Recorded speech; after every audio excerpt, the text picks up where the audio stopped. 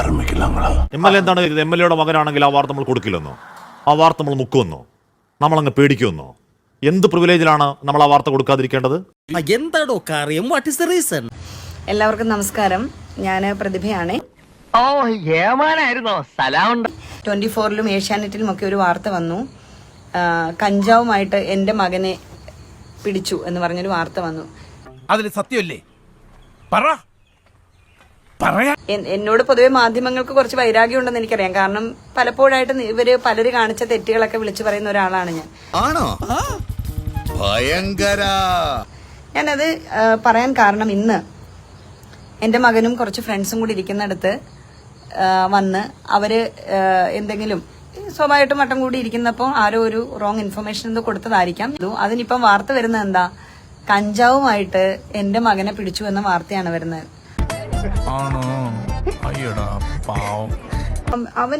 അവര് ആ ഏജിലുള്ള കുട്ടികളാണ്, ചിലപ്പോ കൂട്ടുകൂടും. പക്ഷെ അത് അവൻ തെറ്റ് ചെയ്യുന്നുണ്ടോ അല്ലെ തെറ്റ് ചെയ്യാൻ പോകുന്നുണ്ടോ എന്നുള്ള അവനും ഞാനും അവനോട് പറഞ്ഞ് പരിഹരിക്കേണ്ട കാര്യങ്ങളാണ്.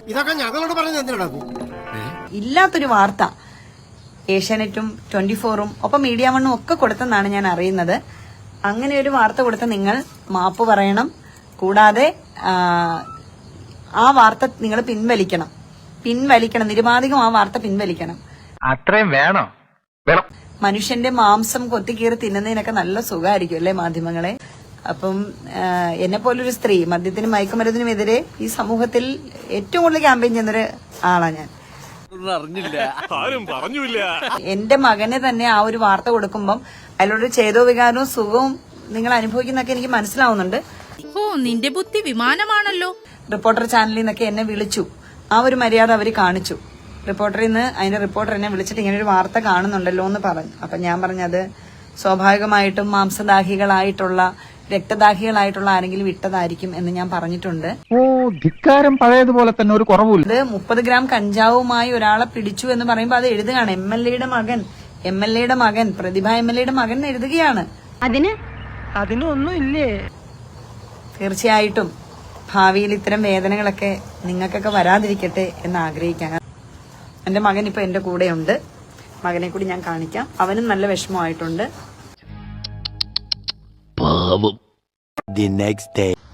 എല്ലാവർക്കും നമസ്കാരം.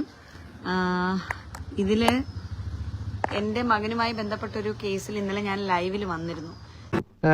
പക്ഷെ ഇപ്പോൾ വീണ്ടും 24 ന്യൂസിലെ ആലപ്പുഴയിലെ നിയമം അറിയാത്ത വിവരദോഷിയായ ഒരു റിപ്പോർട്ടർ വീണ്ടും എന്റെ മകനെയും എന്നെയും ആക്ഷേപിച്ചുകൊണ്ട് അവര് പറഞ്ഞത് ശരിയാണ് എന്ന് സ്ഥാപിക്കാൻ പൊതുസമൂഹത്തിന്റെ മുമ്പിൽ വീണ്ടും വീണ്ടും എന്നെയും എന്റെ മകനെയും അപമാനിക്കുകയാണ്.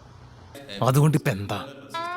ഈ ഒരു വാർത്തയെ തുടർന്ന് ഈ 9 കുട്ടികളിൽ ആരെങ്കിലും ഒരാൾ സൂയിസൈഡ് ചെയ്തിരുന്നെങ്കിൽ ശരിക്കും അവര് പലരും കൂട്ടം കൂടി ഇരുന്നതിന്റെ ഭാഗമായിട്ട് എനിക്ക് തോന്നുന്നു അവര് സ്മോക്ക് ചെയ്തിട്ടുണ്ടാവാം. ഇപ്പൊ ഞാനൊരു 10 പേരുമായിട്ട് ഇരിക്കുന്ന ഗ്യാങ്ങിൽ നിന്ന് ഒരു കോമൺ ഒരു കേസിന് പിടിച്ചു കഴിഞ്ഞാൽ ഡെഫിനറ്റ്ലി ഞാനും അതിൽ പ്രതിയാവും.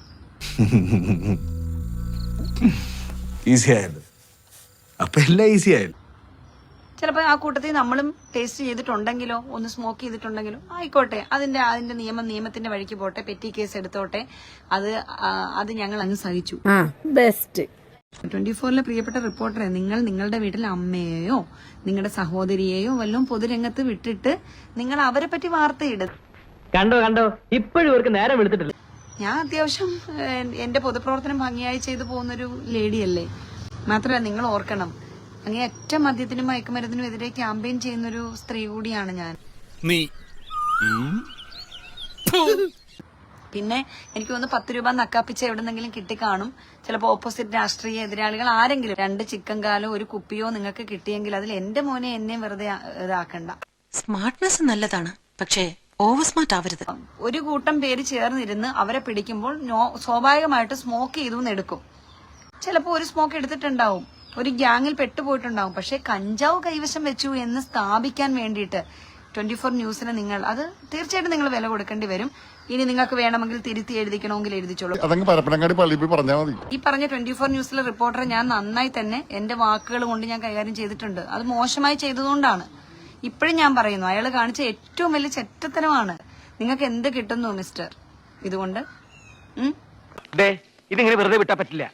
ഞാൻ എന്ന് രണ്ടെണ്ണം പൊട്ടിച്ചിട്ട് ഓടിയിട്ട് വരാം എന്നെ ഒന്ന് അനുഗ്രഹിച്ചു. എന്റെ മകൻ അറിയാത്തൊരു കേസിൽ നിഷ്കളങ്കനായ ആ കുട്ടിയെ തെറ്റായ ഒരു കാര്യത്തിൽ, കാരണം അവൻ പോലീസ് ഉദ്യോഗസ്ഥർ എന്നോട് പറഞ്ഞു, വളരെ നിഷ്കളങ്കമായിട്ടുള്ള ഒരു കുട്ടിയായിട്ടാണ് അവരെന്നോട് പറഞ്ഞത്, അവൻ പെട്ടുപോയതാണെന്ന് വരെ അവരെന്നോട് സംസാരിച്ചത്.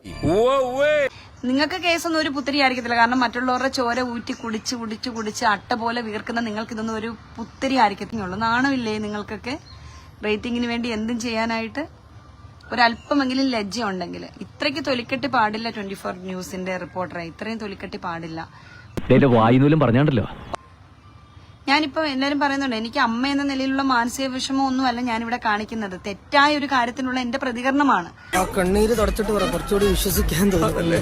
അയാള് ചെയ്ത 24-ലെ റിപ്പോർട്ടർ ചെയ്ത തെറ്റ് തിരുത്താൻ വേണ്ടി വീണ്ടും ഒരു കുടുംബത്തെ അയാൾ വേട്ടയാടുകയാണ്. അയാൾ മദ്യപാനിയായിരിക്കാം ചിലപ്പം. അയാൾ നിങ്ങളും ഡിഫമേഷൻ കൊടുത്തോ, നിങ്ങൾ മദ്യത്തിന്റെ ലഹരിയിലോ നിങ്ങൾ പണം വാങ്ങിച്ചതിന്റെതിലോ ആയിരിക്കും നിങ്ങൾ ഇത് ചെയ്യുന്നത്. ഒരുമാതിരി എനിക്കിട്ട് കേട്ടണം മറ്റേ വർത്താനം പറഞ്ഞാലുണ്ടല്ലോ. ശ്രമിക്കരുത്. ഞാൻ വീണ്ടും പറയുകയാണ്, 24-ലെ റിപ്പോർട്ടറെ, മറ്റുള്ളവരുടെ ശവം തിന്നാണോ നീ ജീവിക്കുന്നത്? മറ്റുള്ളവരുടെ ശവം തിന്നാണോ താൻ ജീവിക്കുന്നത്?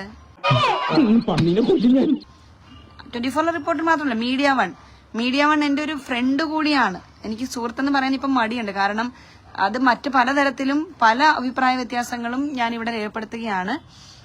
ചിലപ്പോൾ മതപരമായിട്ടുള്ള ചില ചിന്തകൾ മീഡിയ വണ്ണിലെ റിപ്പോർട്ടറുടെ ഭാഗത്തുണ്ടാവാം. അല്ലേലും തന്റെയൊക്കെ വായന ഇതല്ലേ പ്രതീക്ഷിക്കാവൂ. എന്റെ വീട്ടിൽ വന്നപ്പോഴും ഞാൻ മാന്യമായിട്ടാണ് മീഡിയ വൺ റിപ്പോർട്ടറോടക്കം പെരുമാറിയത്. കാരണം അപ്പോഴും എന്നോട് ചോദിച്ചു, മകൻ ആ കൂട്ടത്തിൽ പോയി ഇരുന്നത് തെറ്റാണോ എന്ന് നിങ്ങൾ കരുതുന്നില്ലേ എന്ന്. ഇവിടെ നാളെ നിങ്ങളുടെ മകൻ ഇതിനേക്കാൾ വലിയ തെറ്റിൽ ചിലപ്പോൾ പോകും മാഷേ. അവനും ചിലപ്പം പോയിരിക്കും. അന്ന് നെഞ്ചു പൊട്ടി നിങ്ങൾ കരയും. നിനക്കതൊക്കെ എങ്ങനെ സാധിക്കും? ഇപ്പൊ കൂടി 24-ൽ ഇപ്പൊ കൂടി പോയൊരു ന്യൂസാണ് ഞാൻ എടുത്ത് വെച്ചിട്ടുണ്ട്, റെക്കോർഡ് ചെയ്ത് വെച്ചിട്ടുണ്ട്.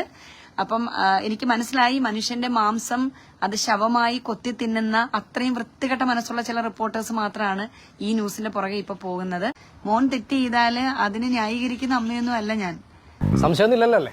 ഞാൻ ആ പോലീസ് ഉദ്യോഗസ്ഥരോട് സംസാരിച്ചപ്പോൾ അവര് പറഞ്ഞു, മകൻ പെട്ടുപോയതാന്ന് തോന്നുന്നു, നിഷ്കളങ്കമായിട്ടാണ് ഞങ്ങൾക്കത് ഫീൽ ചെയ്തത്. അവൻ ഒന്നും ചെയ്തിട്ടില്ല, ഒരു മിസ്റ്റേക്കും അവന്റെ ഭാഗത്തില്ല. പക്ഷെ ഒരു ഗ്യാങ്ങിനെ നമ്മൾ കാണുമ്പോൾ ആ ഗ്യാങ്ങിൽ ഒരാളുണ്ടെങ്കിലും പെറ്റി കേസ് ചെയ്യുമ്പോൾ അയാളും അതിനകത്ത് വരും എന്നാണ് അവർ പറഞ്ഞത്. ഇതാണ് സത്യം.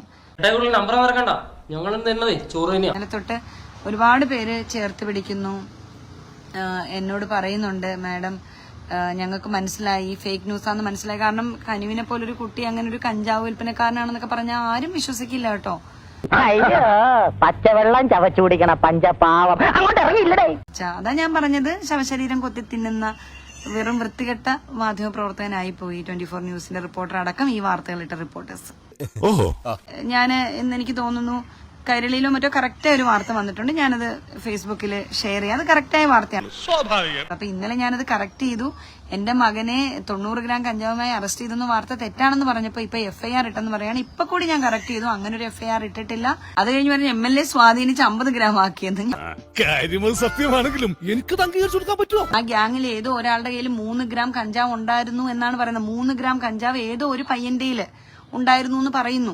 ഞാൻ എങ്ങ് സ്വാധീനിക്കാൻ പോകുന്ന ആളല്ല, കാരണം അങ്ങനെ ഒരു തെറ്റവൻ ചെയ്തിട്ടില്ല. അതുകൊണ്ട് തന്നെയാണ്. അതെ, ഞങ്ങൾ ചോറ് തന്നെ കൊണ്ടുവന്നേ. അപ്പം ഞാൻ എല്ലാവരോടും പറയണം, ആർക്കും ഒരു സന്ദേഹവും വേണ്ട, കനിവിനെ കഞ്ചാവുമായിട്ട് പോലീസ് പിടിച്ചിട്ടില്ല. അതാ നോക്കൂ, മുറ്റത്തൊരു മൈന. പ്രതിഭയുടെ പ്രതിരോധങ്ങൾ പൊളിയുന്നു. കായംകുളം MLA യു പ്രതിഭയുടെ മകൻ കനിവിനെതിരെ കേസെടുത്തത് കഞ്ചാവ് കൈവശം വെച്ചതിനെന്ന് FIR. കേസിൽ 9ാം പ്രതിയാണ് കനിവ്. ഇതോടെ മാധ്യമ വാർത്തകൾ വ്യാജമാണെന്ന് MLAയുടെ വാദം അടിമുടി പൊളിയുകയാണ്. ഇന്നലെ എക്സൈസിന്റെ FIR പുറത്തു വന്നു.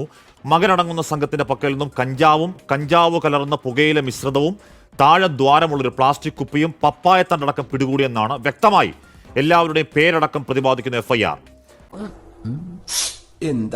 ഉറക്കം വരുന്നു. ഒരു FIR എങ്ങനെയാണ് കിട്ടുക എന്നത് അത് ലോക്കറിൽ നിന്ന് എടുത്തുകൊണ്ട് വന്ന് പോയോ എന്നൊക്കെയാണ് MLAയുടെ സംശയം. പോലീസ് FIR കിട്ടുമ്പോൾ തന്നെയാണ്, സർക്കാർ വെബ്സൈറ്റിൽ തന്നെയാണ് അതും കിട്ടുക എന്നറിയാതിരിക്കാനും മാത്രം വിവരക്കേടുണ്ടോ MLAക്ക്?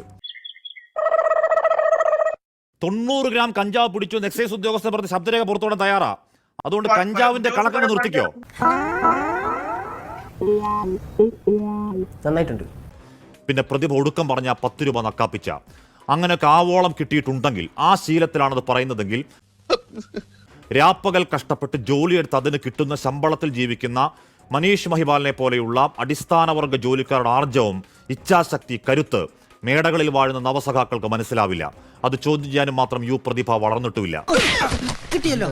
പിന്നെ ഈ തമ്മാടിപ്പട ഇറക്കി 4 തെറിവിളിപ്പിച്ചാൽ വീട്ടിലിരിക്കുന്നവരെ പറഞ്ഞാൽ പേടിച്ചങ്ങ് വാപത്തും എന്നാണ് ധാരണയെങ്കിൽ തെറ്റാണ്. വെറുപ്പിന്റെ വക്താക്കൾ പോയി പണി നോക്കണം.